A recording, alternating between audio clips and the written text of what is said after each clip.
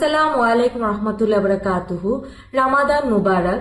রাসূল সাল্লাল্লাহু আলাইহি সাল্লাম বলেছেন, রমজানের ফার্স্ট নাইট থেকে জান্নাতের দরজাগুলো ওপেন করে দেওয়া হয় আর জাহান্নামের দরজাগুলো ক্লোজ করে দেওয়া হয় আর শয়তানকে শিকলবন্দি করে রাখা হয়।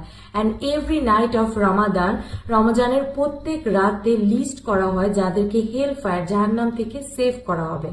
সো রমজানে কোরআন রিসাইট, দোয়া, জিকিরের পাশাপাশি এভরি নাইটে এই 3টি দোয়া পড়ার ইনশাল্লাহ ট্রাই করবেন। ফার্স্ট দোয়া, রব্বানা আতিক রিকাবানা মিনান্নার, হে আল্লাহ আমাদের গর্দানকে জাহান্নাম থেকে রক্ষা করুন। সেকেন্ড দোয়া, আল্লাহুম্মা বাল্লিগনা লাইলাতুল কদর, হে আল্লাহ আমাদের লাইলাতুল কদর পর্যন্ত পৌঁছে দিন।